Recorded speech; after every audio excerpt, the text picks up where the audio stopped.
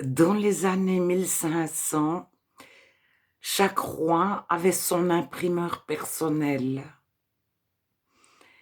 et il existait des imprimeurs des villes comme Anvers, qui était une des villes les plus riches du monde.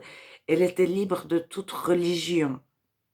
Basel aussi, Bâle en Suisse, était assez libre et elle n'avait pas de religion d'État.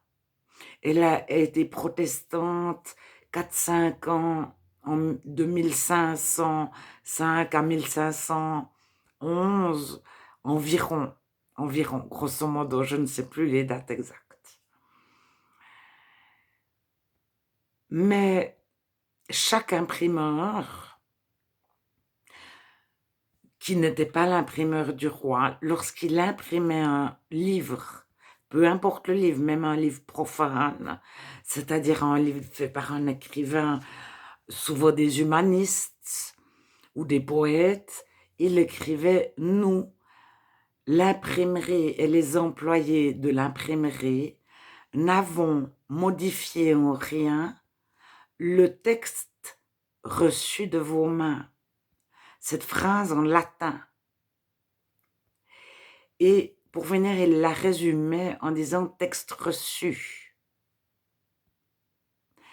Et toutes les Bibles, donc la Bible s'imprimait clandestinement ou s'écrivait à la main clandestinement jusqu'en 1500, dans énormément de langues. Et tout à coup, des linguistes prennent en main les langues, ils apprennent les dialectes, les langues parlées par le petit peuple, afin de créer une langue avec une grammaire, de la créer au niveau de la littérature, de l'écrire en bon français.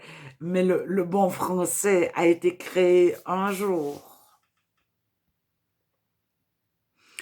Et donc, de nombreuses Bibles sont imprimées, de nombreux manuscrits sont découverts, et toutes ces Bibles porteront la notation texte reçu.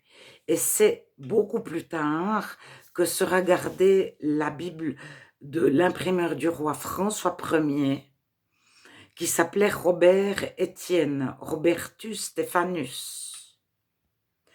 Et il partira à Genève dans les années 1556, je pense. Il fuira.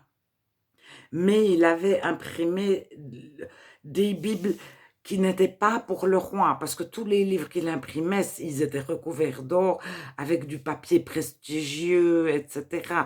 Et il en imprimait 10, 20, 30 pour le roi et les amis du roi. Mais il se met à imprimer des Bibles non recouverts d'or, avec du papier beaucoup moins prestigieux, pour que les plus riches, parce que la population était très très pauvre, il y avait une très très grande différence entre les riches et les pauvres, que les plus riches, qui n'étaient pas des rois, puissent s'acheter une Bible. Alors, il a été retenu le texte reçu de Robert Étienne de 1550, mais il avait traduit plusieurs fois la Bible avec différents manuscrits, et même après 1550. Et d'autres ont traduit la Bible.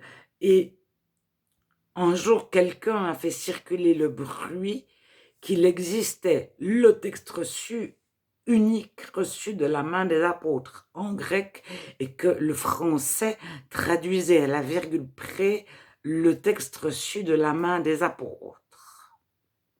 Et certains chrétiens l'ont propagé de génération en génération, et aujourd'hui, il reste quelques chrétiens persuadés que le texte reçu est déjà unique et qu'il vient de la main des apôtres, et que le français, l'anglais, l'allemand, l'espagnol, toutes les langues du monde le traduisent à la virgule près.